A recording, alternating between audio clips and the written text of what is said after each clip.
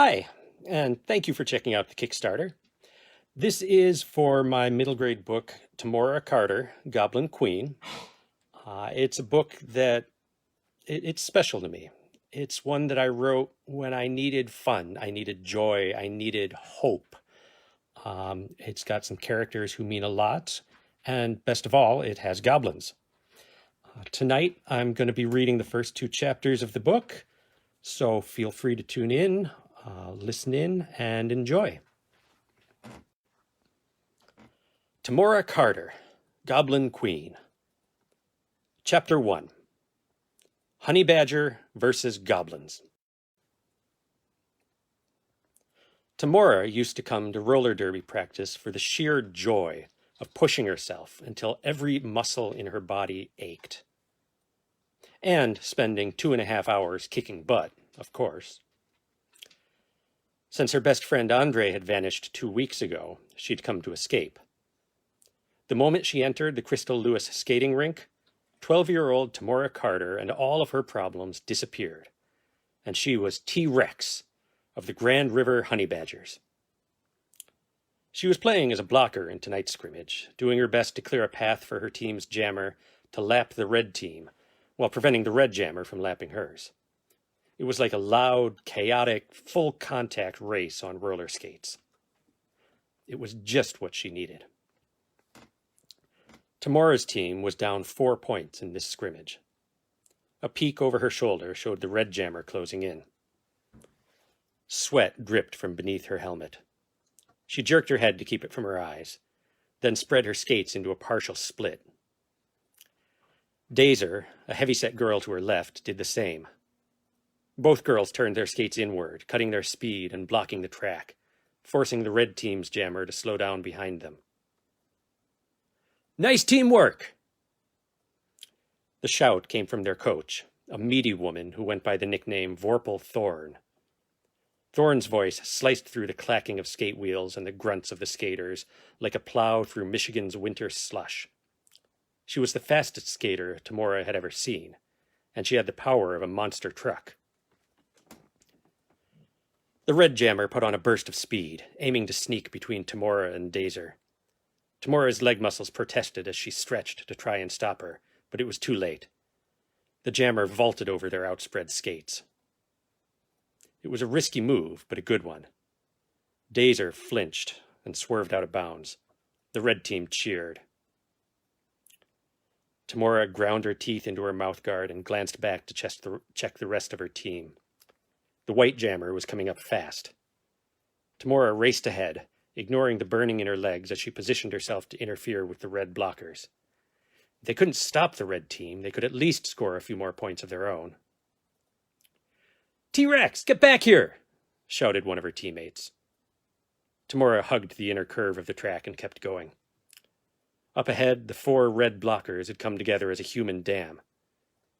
The moment Tamora entered the straightaway, she crouched low and increased her speed. She skated right into the opposing team and landed a hip block on an older white girl who called herself Terror Swift. Swift lost her balance and grabbed Tamora's jersey. They both went down. Tamora's helmet smacked the floor and her vision flashed. She hunched her body protectively as the other skaters swerved and jumped past. Thorn's whistle put an end to the jam. "What the heck was that, Swift?" Swift spat out her mouthguard. "T-Rex tripped me!" Tamora's lower lip stung. She tasted blood. "You grabbed me, you clumsy—" "That's enough, both of you!" Thorn slid to a stop between them, forcing them apart. "Swift, that was a legal block and you know it. You're lucky you both didn't end up with broken ankles. Penalty box, now!" Swift rolled her eyes, but she didn't argue. Nobody argued with Vorpal Thorn. "You're bleeding, Rex," said Thorn. "I know." Her mouthguard had saved her from losing any teeth, but it hadn't saved her from a split lip. She didn't care about the pain, but the rules were clear. No blood in the rink. With only a few minutes of practice, Tamora was done for the night. "You got ahead of your team," Thorn continued. You've got good moves, but I know. Just like that, she was Tamora Carter again. She got to her feet and skated off the track, while Vorpal Thorn started everyone else practicing double knee slides. Tamora yanked off her helmet and sat on the bench with a handful of other skaters and parents. Her own father worked overnights at the hospital and slept during the day, so he rarely made it to her practices, though he'd never missed an actual match. Dad had been reluctant to sign her up for junior roller derby. She'd worn him down by going on about the benefits of exercise. Parents were all about physical activity and getting out of the house, away from phones and tablets and computers and video games, especially video games. Always getting grief from his parents for all the time he spent gaming. Thinking of Andre made her throat hurt. She blinked hard, wishing she could keep skating, keep pushing herself until she was too exhausted to think. The end of practice was when she used to pick up a pair of grape slushies from the quick stop, then head down to Andre's house to hang out until Dad made her come home for dinner. But Andre Stewart was gone, along with Kevin Lord and Elizabeth O'Neill. 3 kids taken in a single night, and nobody had any idea what had happened to them. She hated not knowing, hated that there was nothing she could do. She took a shaky breath, wiped her face, and grabbed a squeeze bottle of Gatorade from her bag to drink. Her practice jersey and pads went into the bag, and she began swapping out her skate wheels. Dad had gotten her a set of fast swap wheels for her birthday, letting her alternate between the pink wheel covers she used indoors and the neon green covers for skating around Grand River. Hey! Terror Swift, whose real name was Paige Reed, sneered down at Tamora. Sorry about that hit. Should have known you couldn't handle it. Tamora spotted Paige's mother watching with her arms folded. She must have sent Paige over to apologize. Tamora licked blood from her swollen lip and turned away. Whatever. Ask if she needs a ride home, called Paige's mom. Tamora shook her head. No thank you, Mrs. Reed. I'm fine. That's what those other children must have thought, the ones who disappeared. Mrs. Reed came closer. I don't know what your father's thinking, letting you skate around alone when... It's only a mile or so, snapped Tamora. I said I'll be fine. Mrs. Reed drew back, her mouth set in a frown. Paige simply smirked. Tamora wiped her lip on her sleeve, hunched her shoulders, and tried to watch the last minutes of practice, hoping it would distract her from thoughts of Andre. It didn't.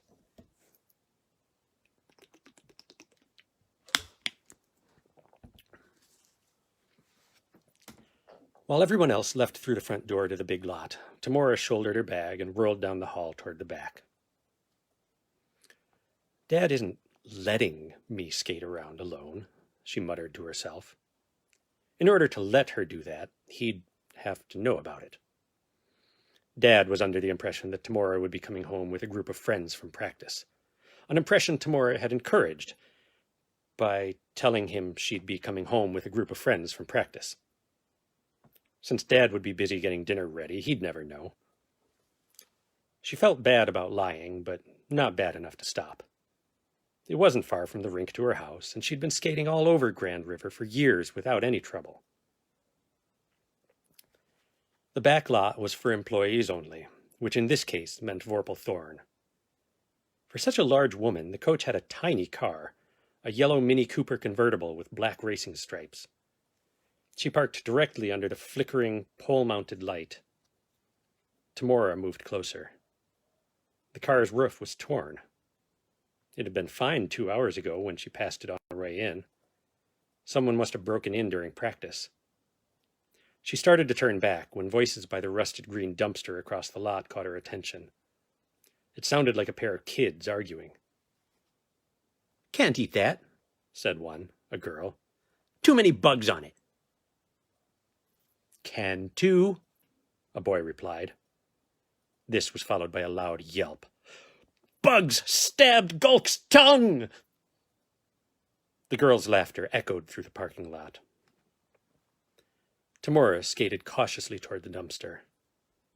Nobody should have to dig through the trash and the bugs for food. She had $10 in her pocket, more than enough for a few slices of pizza from the concessions. And maybe they'd seen whoever broke into Thorne's car. Or they might be the ones who did it, in which case one shout would bring Thorne running. Given how much Thorne loved that car, the kids would be begging to turn themselves in to the police. "Hey guys, what are you—" Tamora's voice trailed off. The girl's skin was the color of blue spruce in springtime. She wore some sort of black raincoat with the sleeves torn off, exposing her bare arms. A yellow fanny pack cinched her waist, making the bottom of the coat flare out like a skirt. Strings of black hair hung to her shoulders. Her nose was wide and flat. Her oversized, yellow-tinged eyes widened at the sight of Tamora. Her friend peered up from behind her. His skin was a slightly greener shade. He'd used a torn blue tarp to make a kind of toga that crinkled and crunched with his movements. He held a paper bowl with a bit of melted ice cream and fudge in the bottom. A pair of angry bees buzzed on the edge of the bowl. "Oh, dung." The girl snatched a broken shard of blue plastic from her fanny pack and waved it at Tamora like a knife. The boy hurled the bowl at Tamora's head, which would have worked better if it hadn't been styrofoam. It tumbled through the air and landed on the blacktop between them. The bees buzzed up, circled toward him just long enough to make him flinch, then flew away. He glared after them. "Stupid stabbing bugs!" "Take it easy. I'm sorry if I scared you." Now that Tamora looked more closely, she saw that the raincoat was actually a garbage bag with holes either cut or torn for her head and arms. The girl kept her makeshift weapon pointed at Tamora and snatched a filthy Hello Kitty backpack from beside the dumpster. The backpack bulged with what looked like junk of every variety, from old pop cans to a stuffed purple elephant to a set of silver CDs or DVDs. The girl shrugged into the backpack and climbed onto the top of the dumpster. "Did you take those discs from that car?" Tamora pointed at Thorne's convertible. The girl bent over and farted at Tamora hard enough to flutter the back of her trash bag coat. Tamora's eyes widened as a stench like porta potties on the hottest day of summer wafted over her. She skated backward, waving her arms to ward off the smell. "What are—" Both kids were about the same size as Tamora, but she was starting to wonder whether they were children. She'd thought their weird skin color was makeup or maybe the effects of a disease, but they didn't act sick, and the shape of their faces was all wrong. They had thick foreheads like cavemen. Their chins jutted way too far forward. Oversized, pointed teeth jabbed upward from their lower jaws. "Humans' boots have wheels." The girl pointed her knife. "Mine!" "You are not stealing my skates," said Tamora. "Besides, you'd probably fall and break your coccyx." "My what?" "Your butt bone." The girl cocked her head. The boy twisted around, as if to check his backside for secret bones. "What is it you want?" asked Tamora. "Wheeled boots," said the girl. "Also food," added her companion, looking sadly at the bowl on the ground. "Mostly food." The girl licked her lips. Her tongue was a dark blue. "Eat the human?" "Excuse me?" Before Tamora could say anything more, the girl leaped at her from atop the dumpster, plastic knife raised. Tamora spun out of the way. The girl crashed face first onto the pavement. Tamora kicked her elbow, which made her yell and drop the knife. "What's wrong with you?" demanded Tamora. "I'm trying to help." "Humans don't help goblins." The boy scooped up a chunk of broken blacktop from the edge of the lot and hurled it at her head. Tamora ducked. The rock thudded off of her helmet. She muttered a quick thank you to her father. Dad was an ER nurse, always nagging her and her brother about seatbelts and helmets and all that. Did you say goblins? Like fairy tales and role-playing games and all that? The boy laughed and scooped up another rock. Stupid human. Fairies don't have tails. Want helmet, too, said the girl. Good armor. A dog barked a few streets over, and both goblins, perked up. The girl smiled and rubbed her injured elbow. Food. The other goblin groaned. Last dog tried to make food of us. A trickle of inky blue blood dripped from the girl's nose. She must have hit the ground hard when she jumped off the dumpster, but it didn't seem to bother her. New world! New things to eat! New things to eat us, the other goblin countered. Better than fighting humans. She used her good hand to snatch a short, rusty metal rod from her backpack. Waving the rod like a sword, she scampered away onto the grass beyond the parking lot. Her companion followed. Tamora's leg ached from practice, and her jaw throbbed where she'd fallen. It took her a moment to piece together what the goblins meant, but when she did, she forgot all about the pain. Oh no, you are not going to eat somebody's dog. She skated out of the lot and turned up the road after the goblins. They were running away from Pinecrest Street toward the residential area, tearing through yards and bushes and flower beds. Keeping up was easy enough, but she couldn't skate over grass. All she could do was keep pace and look for a chance to cut them off. The goblins darted across another street, narrowly avoiding a red pickup that screeched to a halt, horn blazing. The girl screamed and ran faster. The boy hit the front of the truck with her rod before scampering after him. The driver started to get out of his car, but the goblins were already out of reach. Tamora skated past, ignoring the man's angry shouts. She turned up a driveway and onto the sidewalk.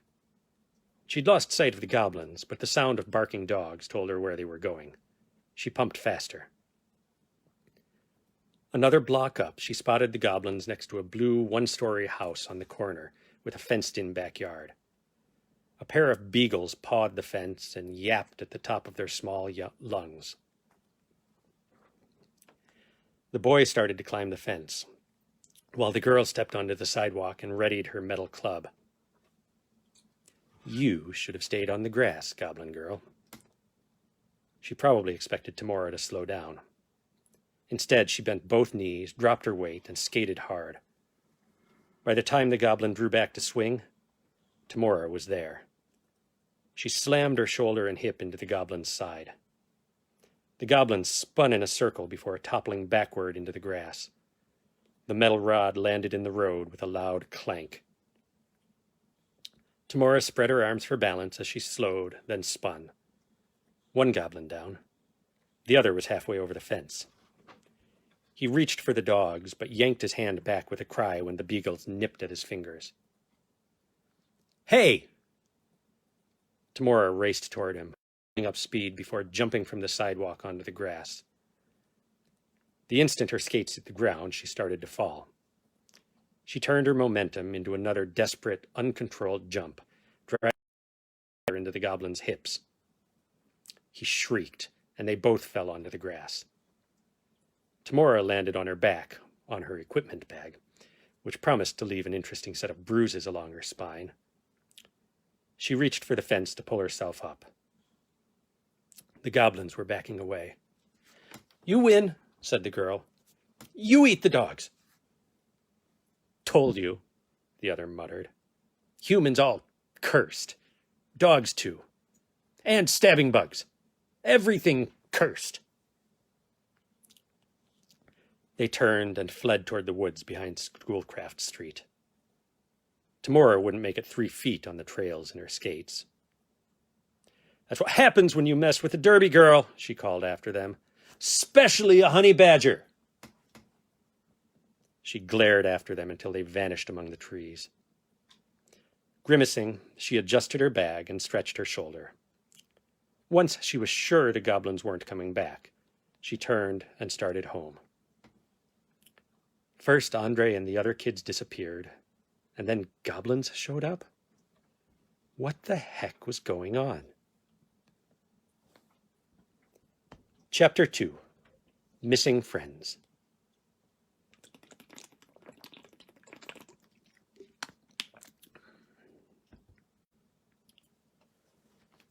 Tamora spent the whole trip home looking over her shoulder. By the time she rolled up her driveway, her body felt like one giant throbbing bruise. She sat on the concrete porch step and took off her skates. Movement in the yard made her jump, but it was just a squirrel.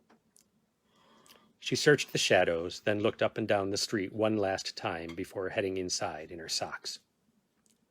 From the smell, Dad was making kimchi scrambled eggs again.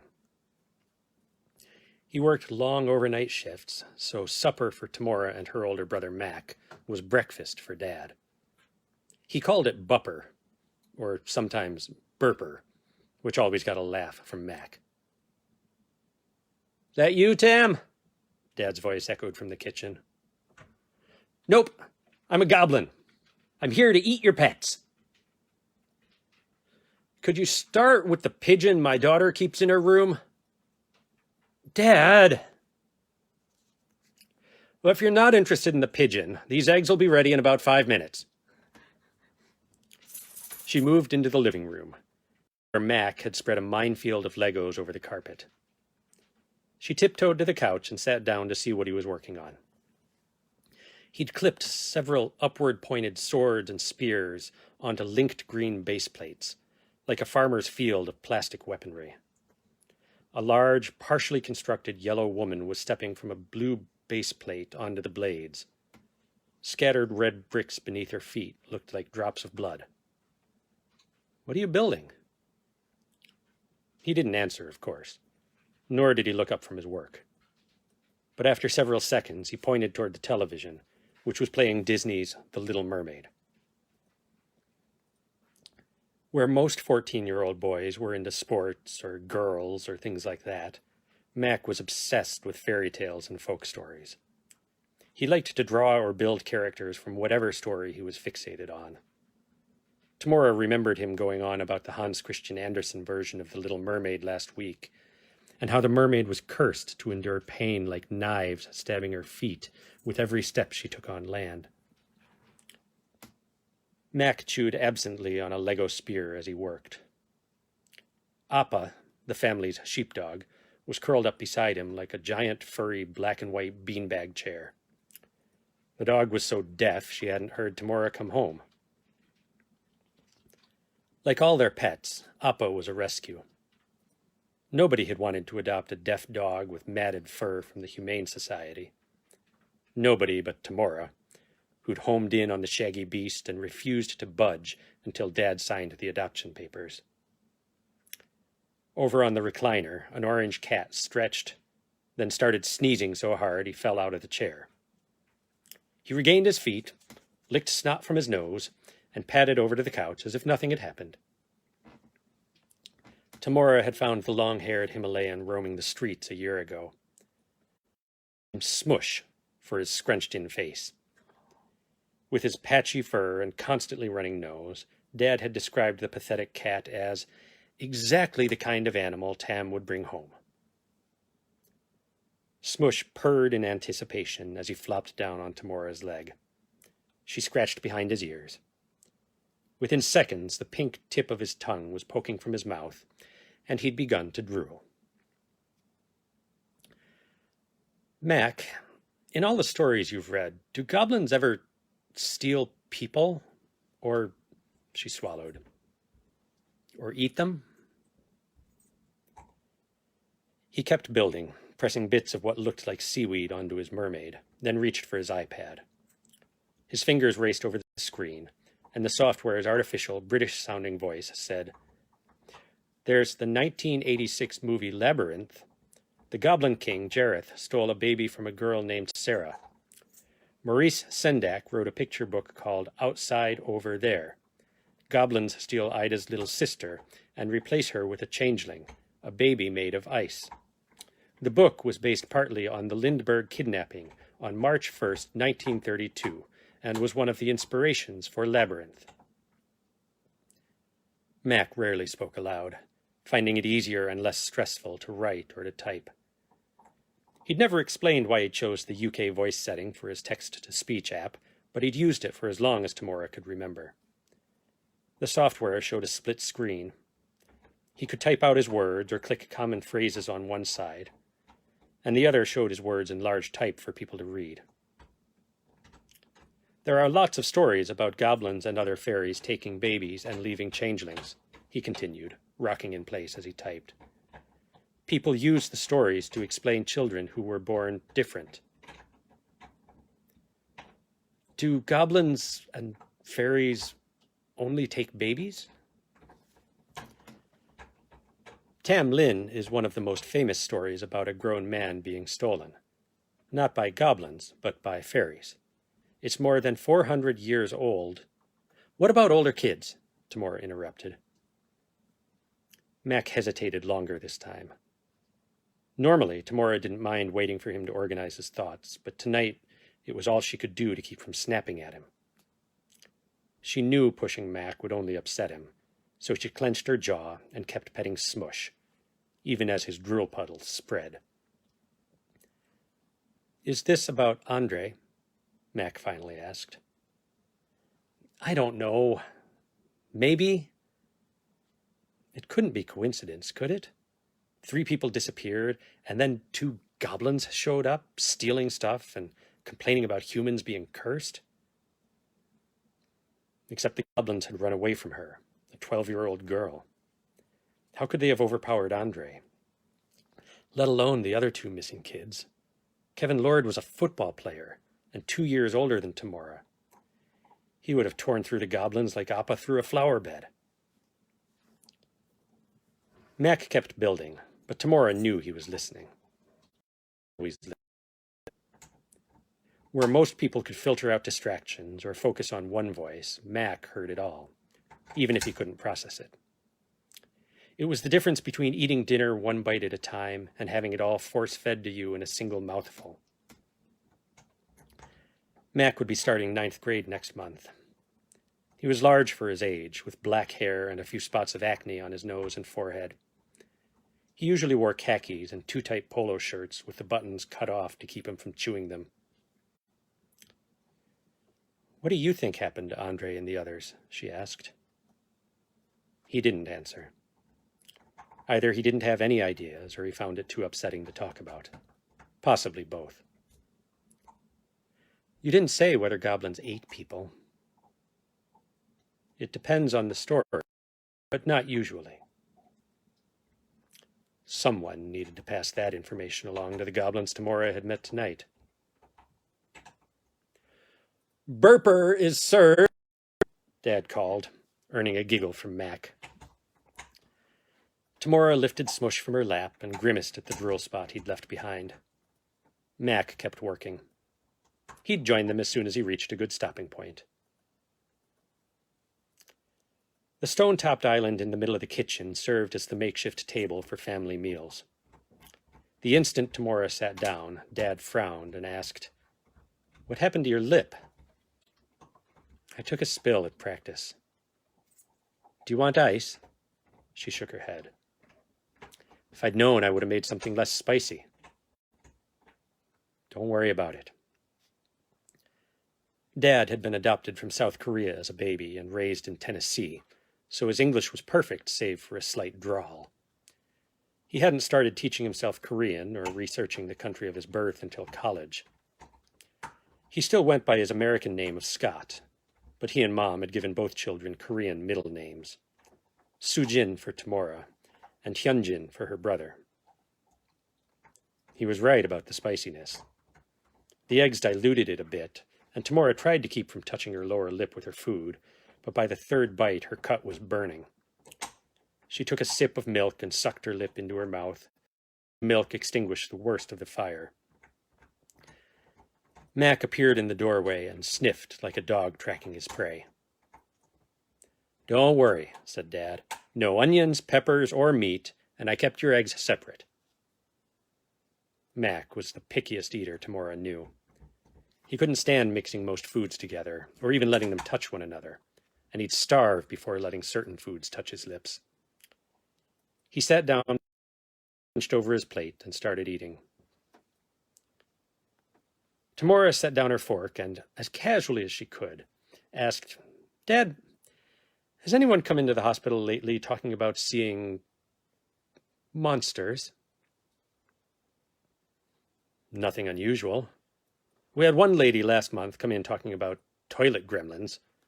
We had to do a 72-hour psych referral so they could get her back on her meds. Why do you ask?" "No reason," she said quickly. Tamora wasn't about to risk being drugged or hospitalized.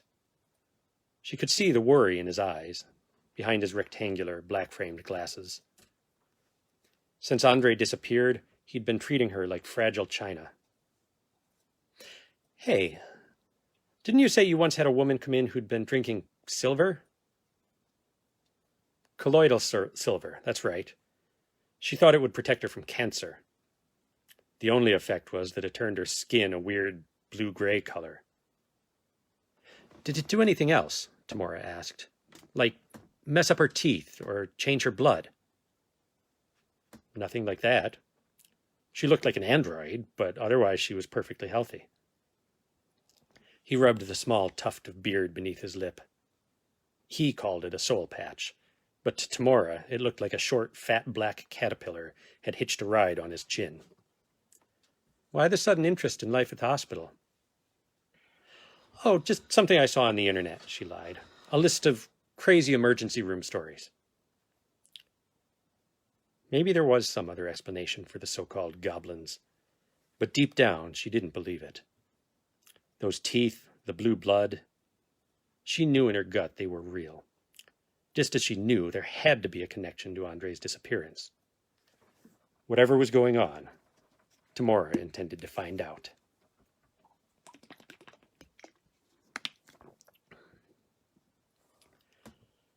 Tamora's bedroom was in the back corner of the first floor, meaning it was always too cold in the winter and too hot in the summer. It smelled like birdseed and feathers. Her pigeon, Woodstock, cooed from inside his cage as she entered and turned on the light. She'd found the bird during a school trip to the Michigan Historical Library. His wing had been broken, and the poor thing had been hiding behind a garbage can, crying pitifully. She'd used part of her lunch to lure him out. Her teacher had refused to let her take an injured pigeon onto the bus. Tamora had refused to leave the bird there to die. In the end, Dad ended up driving to the library to pick them up. Tamora got 3 days of detention, but she'd saved Woodstock's life. The vet said he'd never fly again, but he seemed happy enough here in her room, where an endless supply of food and water magically appeared in his cage every day. He was particularly fond of dried peas. She cracked open the window to get some air moving through the room, then sat down at her small desk beneath her loft bed and took out her phone. After untangling her earbuds, she plugged them in and listened to the last voice texts Andre had sent her the night he disappeared. Andre: "I've been thinking about how to celebrate the start of 7th grade. How'd you feel about helping me dump 100 goldfish in the fountain the night before school starts? I can't decide between that and turning crickets loose in the vents. Hey, when you come by, remind me to show you the expansion pack I found for Dragon's War 4. It's got 6 new epic spells and an awesome soundtrack. I haven't been able to get it out of my head. See you tomorrow after your practice." Dad had told her about Andre's disappearance the next morning. She hadn't believed him, thinking this had to be another of Andre's stupid pranks. It wasn't until Dad turned on the news and she saw the school photos of Andre, Kevin, and Elizabeth all labeled as missing in big red block letters that it sank in.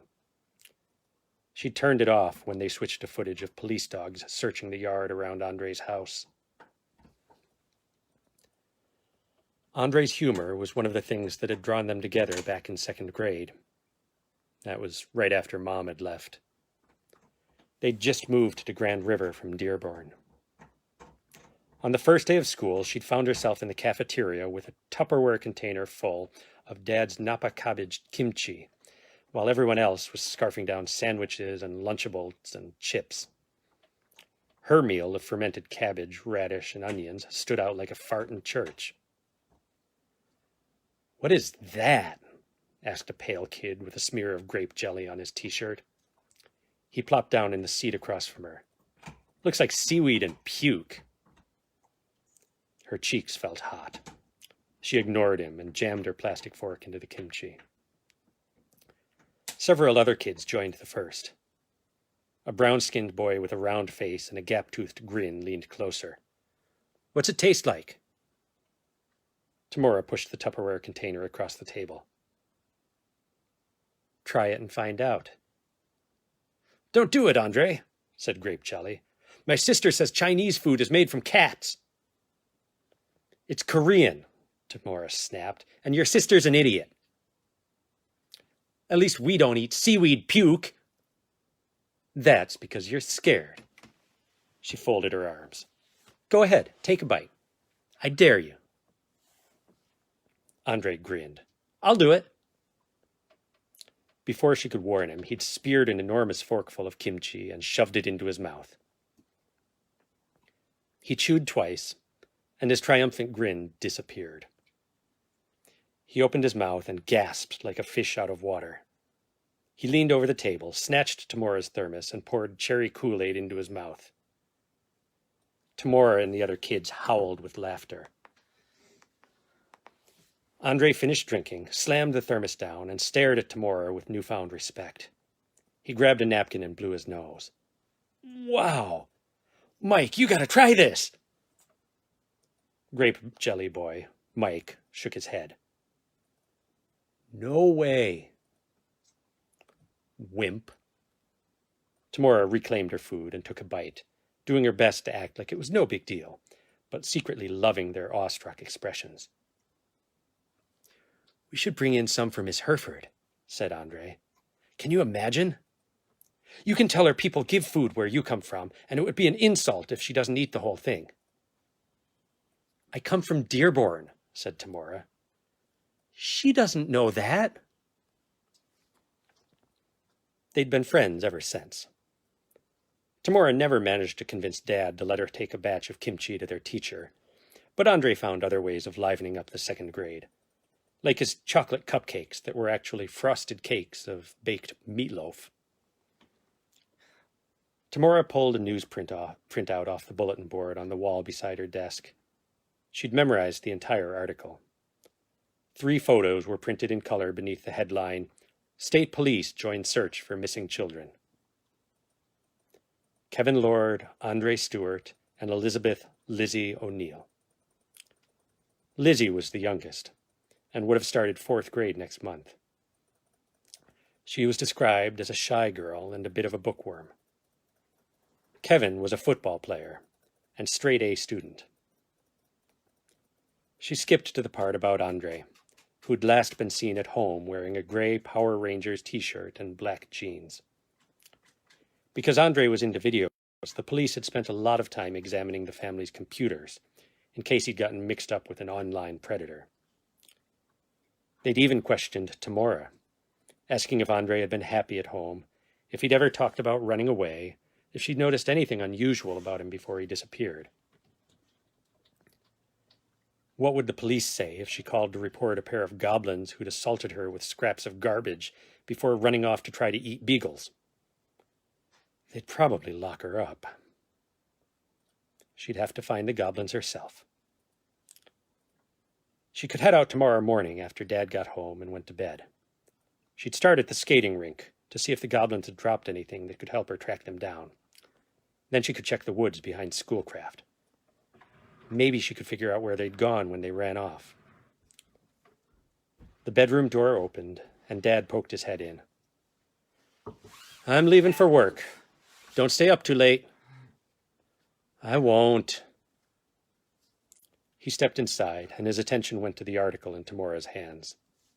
His lips and eyes tightened. He squeezed her shoulder.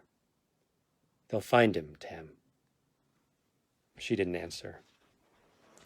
How could the police find him if they didn't know what they were dealing with? A low, wet growl made her jump. Smush stood in the doorway, his body arched like a croquet hoop. His tail lashed from side to side. Woodstock flapped his wings in alarm. He jumped into his water dish, sending droplets of lukewarm water over the carpet in his own peculiar version of self-defense. Smush ignored the bird. He crept across the room and jumped onto her windowsill to stare at something in the backyard. Must be a squirrel or a rabbit. Dad kissed her on the head. "Love you." "Love you too." As soon as he'd shut the door, she got up to see what Smush was so upset about. She'd seen him stalk animals through the window before, including a white-tailed deer who'd wandered up to the fence. This felt different. Patches of Smush's fur stood up like he'd tried to lick an electrical socket. He was angry, so intent on whatever was out there that he didn't notice Tamora getting up. When she touched his back, he jumped and hissed. She jerked her hand away. "Chill, furball." Out back, a hummingbird feeder hung on a pole near her window. A few small pine trees grew along the inside of the fence. Appa's faded orange doghouse sat near an old swing set neither she nor Mac used anymore. Someone darted from the trees to hide behind the doghouse. A second figure followed. Smush arched his back and growled. Tamora held her breath, her heart pounding. She couldn't make out their faces in the darkness, but she'd recognized the long limbs and frantic movements. She didn't have to go searching for goblins. They'd found her.